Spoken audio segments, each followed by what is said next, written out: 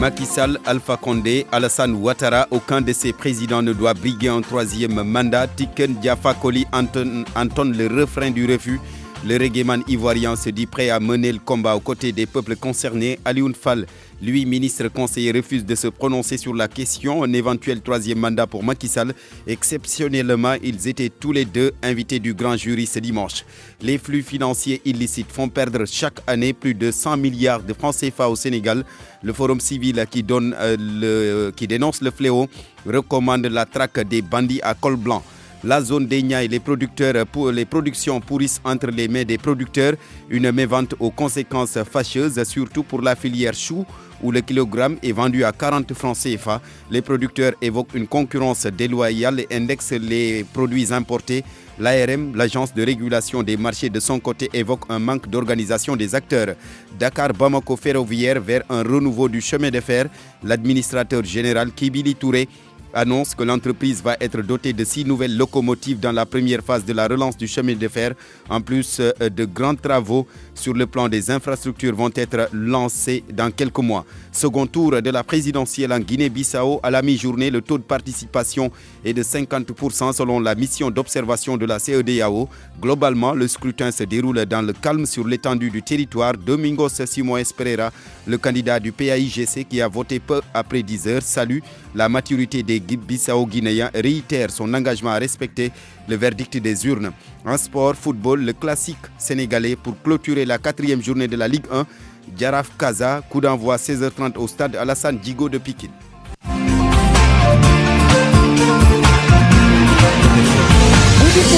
Barthélémy Ngom. Bonjour à tous, à la technique Abdoulaye Diop. D'abord, cet incendie au quartier Nguent dans la commune de Thiès-Est. Un jeune en classe de 5e est mort par asphyxie dans la chambre qui a pris feu.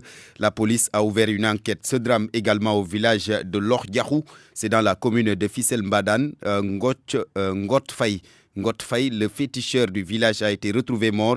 Il se serait pendu dans sa chambre. Là également, la gendarmerie a ouvert une enquête. Il est 12h03. RFM, la radio de toute l'actualité. Tiken Diafa Koli invalide un troisième mandat pour Macky Sall, mais aussi pour Alassane Ouattara et Alpha Condé. Le réggaeman ivoirien se dit prêt à mener le combat auprès des peuples concernés. Le ministre conseiller Alioune Fall, lui, refuse de se prononcer sur la question. Il considère ce débat sur le troisième mandat comme une diversion. Tiken Diafa Koli et Alioune Fall étaient exceptionnellement les deux invités de Babacar Fall dans le grand jury ce dimanche. Et là, Djinjo Goudien. Sur un ton ferme, Tiken Diafa Koli met en garde le président Macky Sall et ses homologues ivoiriens et guinéens contre toute velléité de troisième mandat. Partout, il sera question de troisième mandat. Nous allons nous battre pour barrer la route avec la société civile de ce pays-là. Parce que nous pensons que dans le processus démocratique actuel de l'Afrique, les troisième mandats ne sont pas bons. Parce qu'il faut que le régime change. Il y a un président qui s'installe pendant longtemps, ça devient une dictature. Donc, moi, je suis opposé à un troisième mandat au Sénégal, à un troisième mandat en Côte d'Ivoire, à un troisième mandat en Guinée-Conakry. Partout où il sera question de troisième mandat, je viendrai aider les peuples à barrer la route. Interpellé sur cette mise en garde du célèbre réggaeman ivoirien, le ministre conseiller à la présidence de la République, Alioune Fall, ne veut pas en parler. Je n'ai aucune réponse à lui apporter parce que de toute façon, c'est une question qui, pour nous, n'est ni d'actualité ni à l'ordre du jour. Disons qu'il y a eu des gens qui ont voulu, et dans un souci de diversion de l'opinion, imposer ce débat. Notre position sur la question est très claire. Pour nous, ce n'est pas un débat d'intérêt et nous refusons de nous y prononcer. Il préfère plutôt parler de la hausse du prix de l'électricité qui a entraîné de vives contestations dans le pays depuis quelques semaines. Alioune Fall trouve justifiée cette hausse. C'est normal, c'est naturel. Ce qu'il faut dire également, c'est que de 2012 à 2019, ça fait quand même 7 ans, voire 8. Dans cette période, c'est la première fois qu'on enregistre une hausse de prix de l'électricité. Alors, traditionnellement, dans ce pays, les prix de l'électricité, la périodicité des hausses était inférieure à 2 ans. Traditionnellement, ça les gens l'oublient. Donc de 2002 à 2012, vous avez eu 7 hausses d'électricité. Le ministre conseiller à la présidence nie par ailleurs les dysfonctionnements notés dans la campagne de commercialisation de l'arachide. Pour Alioune Fall, tout se passe bien et il n'y a pas de quoi fouetter un chat. Et là, Djindio Goudjen Aïmirou Ning, le président du groupe parlementaire de la majorité, il demande à tous les acteurs politiques de quelque bord que ce soit d'aller répondre à l'appel du chef de l'État sur le dialogue national. C'est parce qu'il estime que l'émergence du Sénégal doit primer surtout. Je crois que le devoir que nous avons aujourd'hui, c'est de consolider ces actions du président pour que quand on arrive en 2024, que ça soit une mission totalement accomplie. Vous savez bien que le président Macky Sall a fait un appel au dialogue national inclusif, pour que tous les fils de ce pays se mettent autour de la table, pour que nous puissions envisager toutes les questions. Et il a dit lui-même qu'il n'y avait pas de questions taboues et qu'il était à l'écoute de ces gens-là, pour qu'ensemble, nous puissions voir qu'est-ce qui pourra être véritablement fait pour le meilleur du Sénégal. Voilà ce que je peux dire. De toute façon, on est arrivé en 2012. De 2012 à 2019, un chiffre de croissance moyen de 6,5%. Aujourd'hui, en 2019, nous avons 6%. Dans le budget que nous venons de voter, nous aspirons à avoir 7,2% de croissance.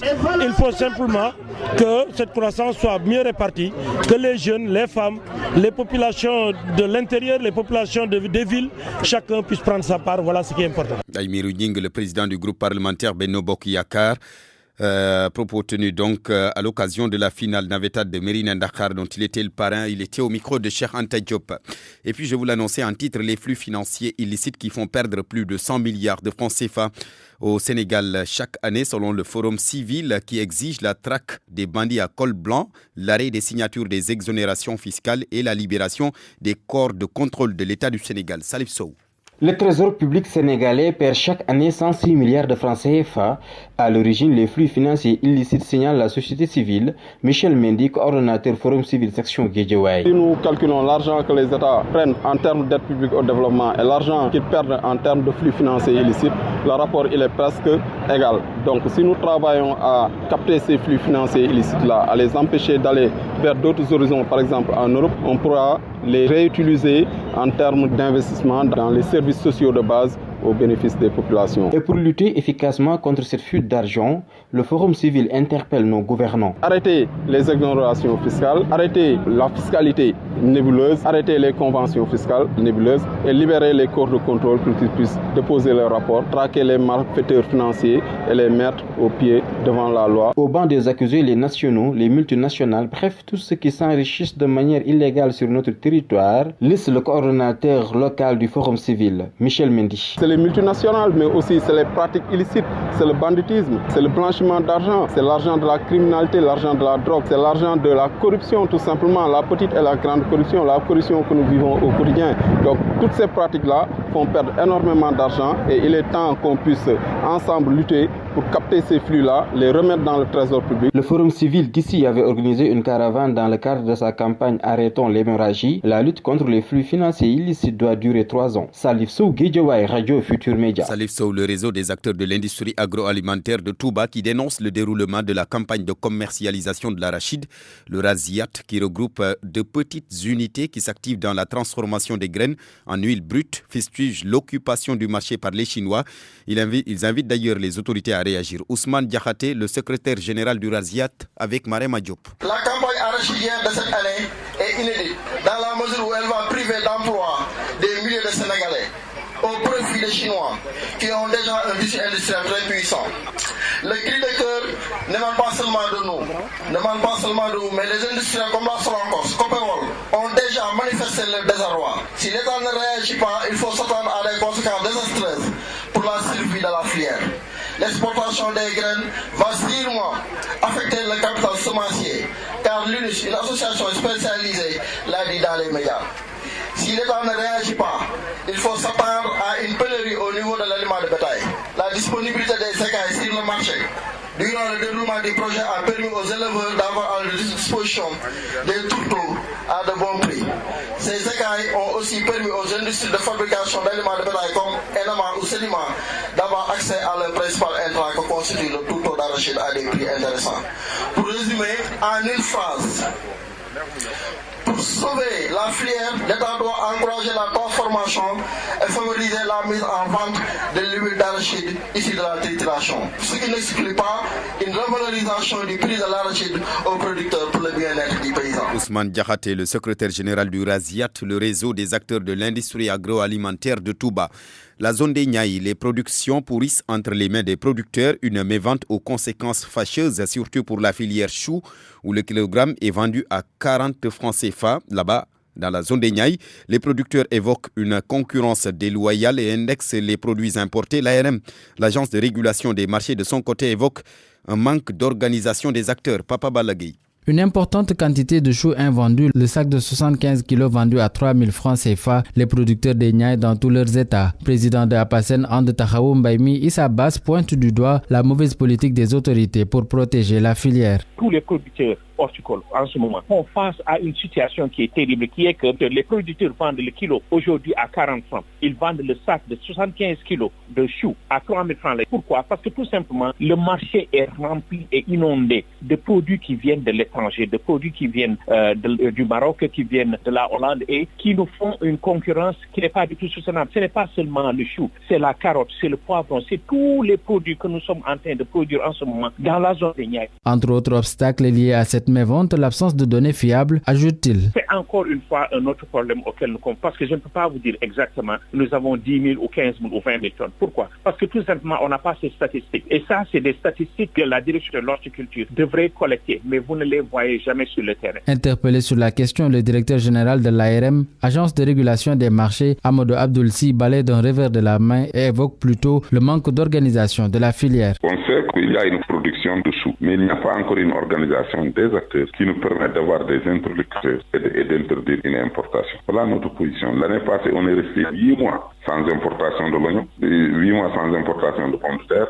8 mois sans importation de l'oignon et 7 mois 15 sans importation de la carotte. On a des acteurs avec lesquels on travaille. Fatigué par une concurrence jugée déloyale, Apasen Ande Tahaou Mbaïmi invite les autorités à s'investir pour sauver la filière qui s'étiole de jour en jour. Vers le renouveau du chemin de fer, Kibili Touré, l'administrateur général de Dakar Bamako Ferroviaire, annonce que l'entreprise ferroviaire sera dotée de 6 nouvelles locomotives dans la première phase de la relance du chemin de fer. En plus, de grands travaux sur le plan des infrastructures vont être lancés dans quelques mois. Ceci pour dire que l'État du Sénégal s'est engagé à remettre le train sur de bons rails. Les cheminots s'en réjouissent. Cheikh Anta Diop, vous avez assisté au forum sur le renouveau du chemin de fer organisé par les jeunes d'Allo Présidence de Thiès. C'est parti pour la relance du chemin d'affaires. Le programme de modernisation va engendrer de très grands travaux infrastructurels. Kabili Touré, l'administrateur général de Dakar Bamako Ferroviaire, annonce qu'une entreprise sud-africaine a signé un contrat avec Dakar Bamako Ferroviaire et Dakar Bamako Ferroviaire sera doté de nouvelles locomotives. Nous avons proposé au gouvernement l'option de la location avec maintenance et entretien. Monsieur le ministre, vous avez été de ce voyage également fin novembre en Afrique du Sud où nous avons paraphé un accord qui dote DBF d'une flotte de 6 locomotives, 5 locomotives de transport et 1 locomotive. À en croire les experts, les cheminots, toutes les phases de réflexion et d'études sont arrivées à terme pour pouvoir maintenant entrer dans le concret.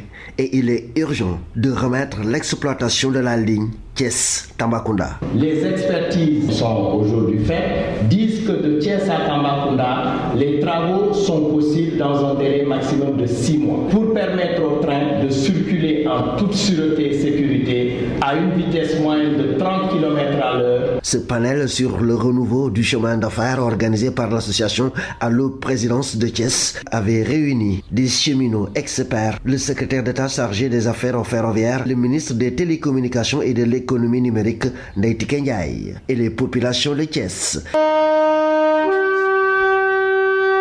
RFM Thiès, Cheikh Anta Diop. Midi 15, vous suivez le journal sur RFM. Je vous en remercie. Une courte pause et la suite. RFM 94.0, la radio en puissance. Une vingtaine de cas de grossesse précoce enregistrés dans les lycées et collèges de la commune de Popenguine-Ndayan en 2019. Une situation qui fait mal aux associations de la localité. Elles ont décidé, ces associations, d'engager la sensibilisation. Et le ton a été donné lors d'une randonnée pédestre. Moussa Sek, membre de l'association Andebouyag avec Abdourahmane Diallo. L'objectif aujourd'hui, c'est de faire une sensibilisation sur les grossesses précoces, qui est un fléau ici, dans la commune de Popenguine-Ndayane. C'est très élevé au niveau du lycée de Popenguine, de Ndayane et de Popenguine-Serer. C'est environ une vingtaine de cas de jeunes filles qui sont à l'école et qui sont tombées enceintes. Et ça fait tilt dans nos têtes. C'est pourquoi l'association Habib, qui œuvre dans le cadre du développement de la commune, prend en charge toutes ces questions de santé, toutes ces questions de développement, parce que les jeunes filles sont utilisées, sont des moteurs de développement. En fait, ces cas de grossesse récurrentes nous ont fait penser à avoir une randonnée pédestre et sensibiliser ces jeunes filles pour mieux les conscientiser pour ce fléau-là. Et puis El Kantarassar, qui a été réélu secrétaire général du syndicat des inspectrices et inspecteurs de l'éducation nationale du Sénégal pour un second mandat de 3 ans. C'est à l'issue du 3e congrès du 10 syndicat. Il invite déjà le gouvernement à satisfaire certaines de leurs revendications, comme le système de rémunération et les lenteurs administratives. El Kantarassar s'inscrit dans un syndicalisme de rupture. Il est au téléphone avec Elad Junior Goudien. Nous sommes des inspecteurs. Notre rôle naturel, c'est de faire en sorte d'assurer l'animation du système. Donc nous voulons que le gouvernement nous aide à régler définitivement les questions qui sont en naissance, de sorte à ce que nous puissions résolument, de manière vraiment beaucoup plus accentuée, nous concentrer dans la production d'idées, la production d'espace, donc de constitution, pour que le syndicat, maintenant, ne soit plus seulement sur le segment revendicatif, mais contribue à faire en sorte que le secteur de l'éducation et de la formation. Sur les questions en essence, il y a l'épineuse question du système de rémunération. Les inspecteurs sont toujours en attente. Nous avons déposé des propositions sur la table du gouvernement relativement à l'unité de contrôle et d'encadrement pédagogique, relativement à la question en essence sur une unité de logement attribuée aux IA, qui est déjà acquise, mais il reste à prendre un décret pour en déterminer le montant. Sur la question des lenteurs administratives, les inspecteurs ne sont pas toujours reclassés à temps. Sur la question, globalement, de la gestion de la valorisation de la fonction de contrôle. Donc, sur ces questions, nous attendons le gouvernement. Nous avons un protocole sectoriel avec le ministre de l'Éducation nationale. Il y a une nouvelle gestion, un nouveau style. Il y a beaucoup d'attentes et nous pensons que vraiment, si ce qui a été annoncé dans le protocole sectoriel est réalisé et si le monitoring fonctionne concrètement, les inspecteurs et l'ensemble des agents qui évoluent dans le système pourraient maintenant se consacrer à faire en sorte que les acteurs du système éducatif se concentrent beaucoup plus sur les problématiques qui nous assaillent et qui plombent le développement de ce secteur. El Kantarassar, le secrétaire général du syndicat des inspectrices et inspecteurs de l'éducation nationale du Sénégal. Je rappelle qu'il a été réélu hier pour un second mandat de 3 ans. Koloban Guimourid, l'unique poste de santé de cette localité située à Rufisque Monasruine. Le collectif pour le développement de Guimourid tire la sonnette d'alarme et réclame à l'État les 17 millions CFA promis depuis 2017 pour la réfection du poste de santé. Abdou Diouf Diagne. Des fissures sur les murs, un été pour supporter le poids de la dalle, des lits d'hospitalisation éparpillés dans la cour, parsemés de nids de poules. Le poste de santé de Koloban Guimourid est dans un état de délabrement très avancé. Une situation qui inquiète le collectif pour le développement local de Koloban Guimourid, Pape Konaté et son président. Le poste reste dans l'état de délabrement constaté qui déplaît aux populations. On veut même interpeller l'État du Sénégal, à travers nos 39 600 habitants, de vraiment faire de sorte qu'on n'ait plus de poste de santé, mais qu'on ait un centre de santé, donc digne de ce nom, tal de niveau 1, qui va nous permettre au moins d'avoir accès à tous les soins, parce que, comme vous voyez, et vous pouvez constater l'état de délabrement. Pourtant, en 2007, le ministre de la Santé d'alors, Eva-Marie Kolsek, avait promis 17 millions pour sa réfection. 2 années sont passées. Jusqu'ici, ils n'ont pas encore vu la couleur de cet argent. Nous pensons que l'État, c'est une continuité. Donc, le ministre Eva-Marie Kolsek nous avait promis 17 millions. Quand elle est partie, il y a eu quelqu'un d'autre qui l'a remplacé. Malheureusement, on n'a pas pu voir où sont passés ces 17 millions, où on ne les a pas reçus. Les membres de ce collectif qui regroupe 14 quartiers organisaient une journée de consultation médicale gratuite. L'objectif est de permettre aux familles démunies de se faire consulter par des spécialistes et le suivi sera assuré d'après les organisateurs. RFM Rufisque, Abdou Diouf Diagne. Abdou Diouf Diagne. Et puis nous parlons de ce forum du mouvement Amdem, l'invité Aliou Sall, le maire de Guédiawaye, qui a invité les jeunes de la mouvance présidentielle à se former et à s'informer pour gagner la bataille. Sur le terrain, ces jeunes comptent d'ailleurs porter le programme Macky 535. Abdourahmane Diallo. Pour vulgariser les réalisations du président Macky Sall, mais aussi discuter sur la phase 2 du plan Sénégal émergent, la jeunesse du mouvement Amdem a choisi un panel pour véhiculer son message. Cheikh Issa Sall est le président du mouvement. Nous avions sillonné le département pour demander aux populations bourgeoises de voter pour son excellence le président Macky Sall, en leur montrant toutes les réalisations du président Macky Sall, mais également en leur parlant des perspectives heureuses que nous offre le programme Ligueyel Elek. Aujourd'hui, grâce à Dieu, le président Macky Sall est réélu. Et nous avons voulu vulgariser surtout le contenu du programme Ligueyel Elek à travers les 5 initiatives, 3 projets et les 5 actions universelles. Aliou Sall était le modérateur de la cérémonie. Le maire de Guédiawaye pense que les politiques doivent être formés afin d'avoir un niveau de débat élevé. Votre vision n'est pas seulement une vision politique, j'allais dire politicienne, et que vous avez compris que pour gagner les batailles politiques, il faut s'armer d'informations, il faut se former. L'autre disait, pas d'enquête, point droit à la parole. Le mouvement Amdem a aussi profité du panel pour afficher ses ambitions aux prochaines élections locales. RFM Bourg, Abdourahmane Diallo. RFM. L'actualité internationale. L'actualité internationale, vous le savez, c'est le second tour de l'élection présidentielle en Guinée-Bissau. Je rappelle qu'à la mi-journée, le taux de participation était de 50%. Nous allons tout de suite à Bissau retrouver Lamine Ba, notre envoyé spécial. Lamine, bonjour. Oui, bonjour Barthélémy. Le scrutin se déroule dans le calme jusque-là? Oui, le vote se déroule normalement depuis ce matin. Les Bissau-Guinéens font la queue devant les assemblées de vote pour accomplir leurs devoirs citoyens sans tambour ni trompette. C'est le calme plat dans les rues de Bissau. Seuls les véhicules disposant d'une autorisation de circuler sont visibles dans la capitale. Les commerces également sont fermés en ce jour de vote. Les Bissau-Guinéens rentrent après avoir voté tranquillement chez eux, attendant les résultats qui vont être publiés dans 48 ou 72 heures, après le scrutin. On note un fort déploiement des observateurs nationaux et internationaux pour cette élection présidentielle. La CEDEAO et l'Union africaine, chacun en ce qui le concerne, a dépêché une 60aine d'observateurs sur le terrain, des effectifs complétés par des observateurs de la plateforme de la société civile locale et des pays de langue portugaise.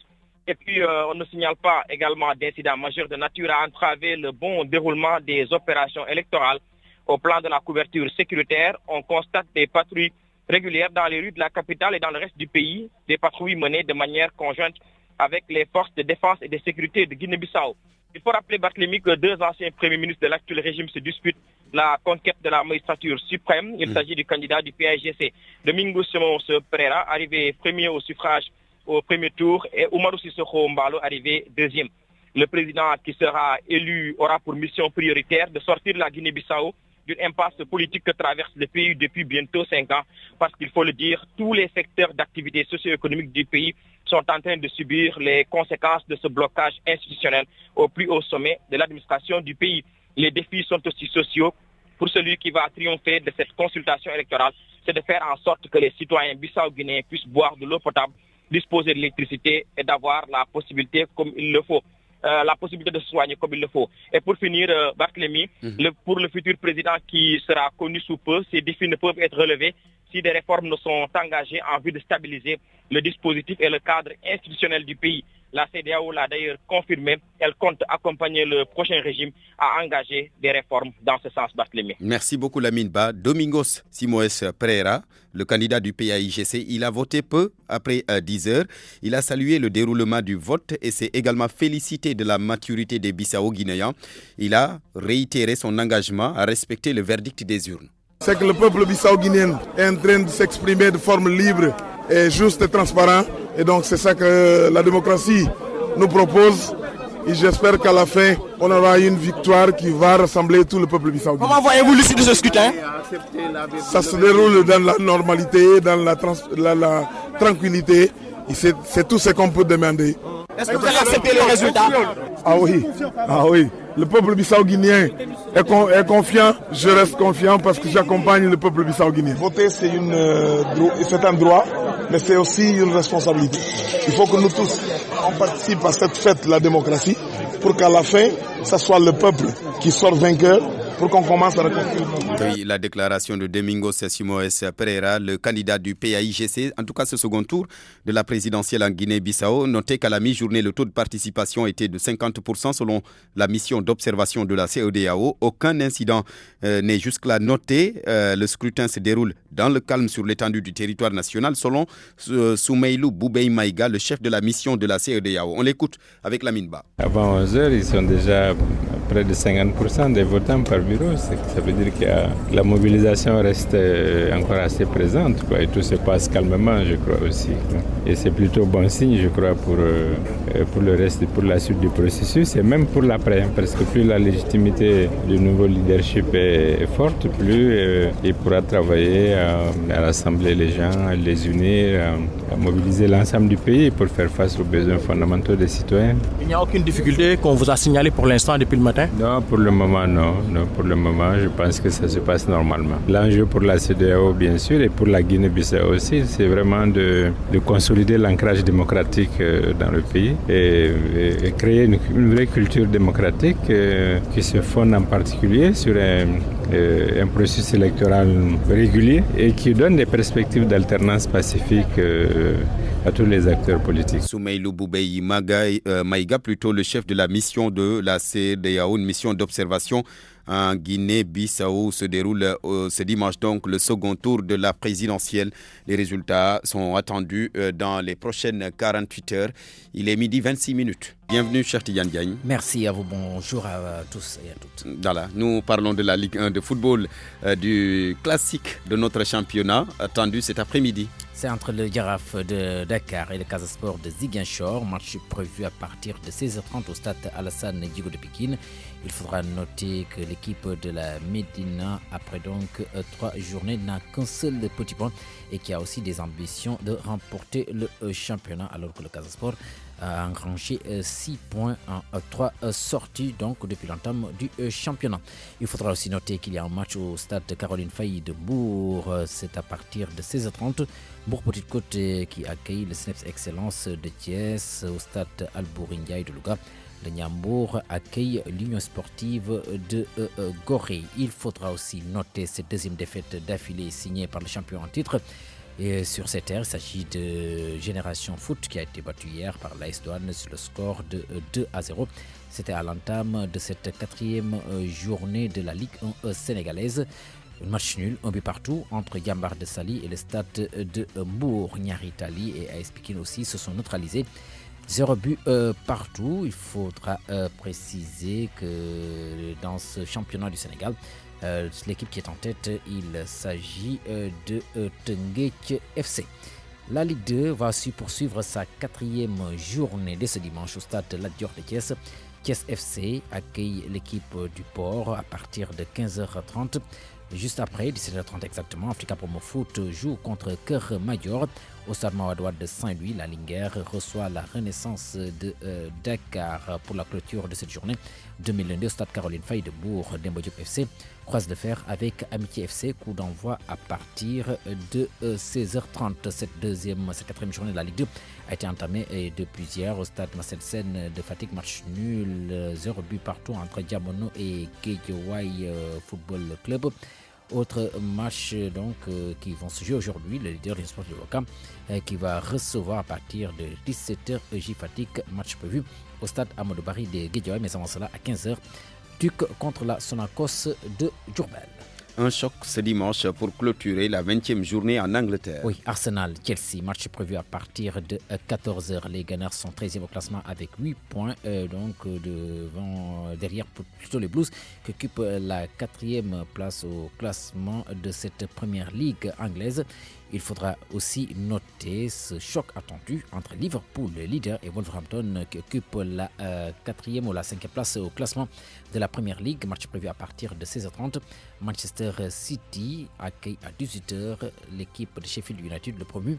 Ce sera à partir de 18h pour clôturer cette journée en Angleterre. Il faudra aussi noter qu'Ismaïla Sarr s'est singularisé hier avec son club Watford qui remonte la pente petit à petit après sa victoire à domicile face à Aston Villa. 3-0. Ismaïla Sarr inscrit le troisième but de son équipe, son deuxième en première ligue. Et l'équipe des Hornets reste donc 19e à 3 points des Villains, dernier de la première ligue anglaise. Et puis nous allons parler Navetan avec les phases nationales de Longam qui se poursuivent à Kolda. La finale est prévue pour aujourd'hui entre ASC Soweto de Kolda et Dego de Kaolack. Nous allons écouter la réaction du président de l'Organisation nationale de gestion des activités de masse, Ousmane Yantiam. Actuellement, nous nous préparons pour la finale d'aujourd'hui, la finale de phase nationale de Longam 2019, Kolda 2019, avec notre parrain Mamboy Diao, qui va opposer l'équipe de Kaolack, Dego de Kaolack contre Soweto de Kolda. Les Kaolackois se préparent, ils font des convois pour venir assister à la finale. L'équipe de Soweto aussi se mobilise, qui est une équipe locale. Donc, Alekaza va faire partie de la fête. Je pense que ce sera une belle fête, Inch'Allah, aujourd'hui ici à Kolda. Cher Tidjane, nous parlons des Jeux Olympiques de la jeunesse, l'édition 2022. Le Sénégal, le pays hôte, sera prêt? Oui, pas de retard dans les préparatifs de cette compétition majeure qui va s'organiser pour une première fois en Afrique et particulièrement chez nous. Une assurance du conseiller du président de la République en jeunesse et sport en marge d'une finale d'un tournoi de football à Sadio, dans le département de Mbacké, dont il était le parrain, Mohamed Diop. Notre pays sera prêt le moment venu pour accueillir les Jeux Olympiques de la jeunesse en 2022. Toutes les garanties sont données par le comité d'organisation locale, selon Ndongo Ndiaye, conseiller du président en matière de jeunesse et de sport. Il y a de grands projets qui sont en route pour que il n'y ait pas de problème sur ça. Moi, mon seul souci, c'est que je voudrais que la jeunesse sénégalaise, la jeunesse du Sénégal, tout dans son intégralité, puisse se sentir concernée. Le conseil du chef de l'État invite les jeunes de tout le pays à s'approprier les Jeux en vue d'une participation populaire et de qualité. Ces Jeux Olympiques de la jeunesse ne sont pas les Jeux Olympiques de Dakar. Ils ne seront pas les Jeux Olympiques de Mbour ou de Diamniadio. Ce seront les Jeux Olympiques de la jeunesse du Sénégal qui va accueillir la jeunesse de l'Afrique et la jeunesse du monde. Aujourd'hui, nous devons préparer notre village de Sadio, le rendre propre, nous préparer aussi à participer d'une façon ou d'une autre. Ndongo Ndiaye s'exprimait en marge d'une finale de football dont il était le parrain. Finale qui a vu Khalei Tey battre Avenir de Sadio par 1-0. En marge de cette finale, toutes les ASC de Sadio ont bénéficié d'une dotation en équipement sportif. Mohamed Diop Toubamba, KRFM. Mohamed Nabissila, direction Saint-Louis du Sénégal, qui a abrité pendant ce week-end son tournoi Open international de karaté. La Mauritanie s'est singularisée. Les précisions de Mohamed Nabissila. Les compétitions Open International de karaté se sont déroulées au Stadium Joseph Gaye, qui s'est révélé petit pour accueillir le monde sportif venu de partout pour suivre les combats en kata et kumité, une discipline qui a valu plusieurs médailles à la vieille ville. Raison pour laquelle la discipline peut bien compter sur des responsables locaux comme Babacar Gaye, président du Conseil d'orientation sociale et de la solidarité nationale. Entre Babacar et le tournoi Open, c'est un pacte, c'est un engagement que j'ai pris il y a 2 ans de cela. Je continue à accompagner le sport de façon générale, les arts martiaux de façon vraiment particulière, parce que les arts martiaux, le karaté est l'une des disciplines qui nous valent le plus de médailles au niveau du Sénégal. Et en 2022, le Sénégal va accueillir le premier tournoi olympique de la jeunesse. Donc il est de notre devoir, nous politiques, nous hommes publics, d'accompagner les sportifs en commençant par les pupilles, les jeunes et encourager de pareilles initiatives. À côté du parrain, le maire Mansour Faye, lui-même Boudoka, était passé féliciter et encourager les responsables de la fédération de karaté RFM Saint-Louis. Mohamed Nabissila qui siffle la fin de cette page de sport. Barthélémy Ngom. dal leen ak jàmm ci xibaar yi juróom-ñeenti waxtu moom moo jot ca Ndendoor ya ak ca Hamadou Hunaare nekk ca Matam.